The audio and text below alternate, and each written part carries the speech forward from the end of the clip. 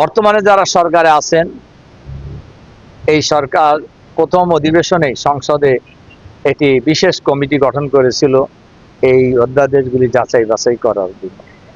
সে কমিটির আমিও একজন মেম্বার ছিলাম।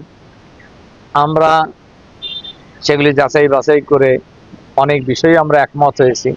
আবার মৌলিক কিছু বিষয় যেগুলি দেশের স্বার্থে, জনগণের স্বার্থে এবং জনগণের কাছে রাজনৈতিক দলসমূহের কমিটমেন্টও ছিল যে এই বিষয়গুলি সংস্কার করা, যেমন পুলিশ কমিশন, দুর্নীতি দমন কমিশন, এরপরে খুন গুম কমিশন, সুপ্রিম কোর্টের আলাদা সচিবালয়, এরকম বেশ কিছু অধ্যাদেশের ব্যাপারে, গণভোট এদের মধ্যে অন্যতম। সরকার এগুলিকে বাতিল করার চিন্তা করেছে। আমরা এখানে নোট অফ ডিসেন্ট দিয়েছি। বিশেষ গণভোটের কথা আমরা বলেছি। গণভোট তো আসলে কোনো দলের বিষয় নয়। গণভোটে ভোট দিয়েছে বাংলাদেশে প্রায় 70% মানুষ। এটা এখন বাংলাদেশের জনগণের প্রপার্টি হয়ে গেছে। এইটা তো আর কোনো দলের সাথে রিলেটেড নয়।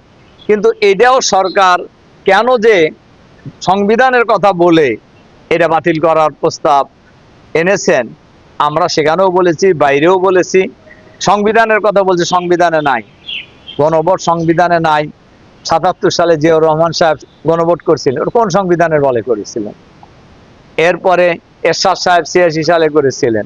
এরপরে বেগম জিয়া আমলে প্রথম যখন সরকার গঠন, তখন একটা গণভোট হয়েছে। এগুলো তো কোনো সংবিধানে ছিল, ওরা করলেন কিভাবে?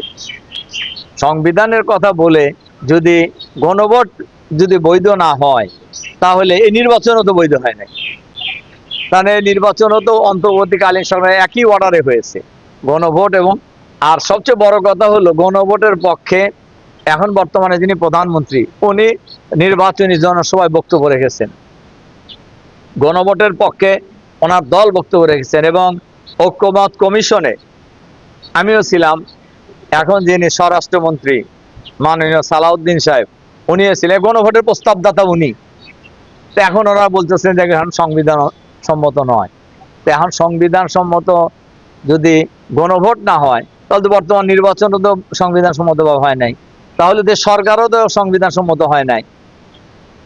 আমি পার্লামেন্টেও এই কথা বলছি। দেখেন, এই গণভোটের কথা, সংবিধান তো হলো জনগণের জন্য, সংবিধানের জন্য তো জনগণ নয়।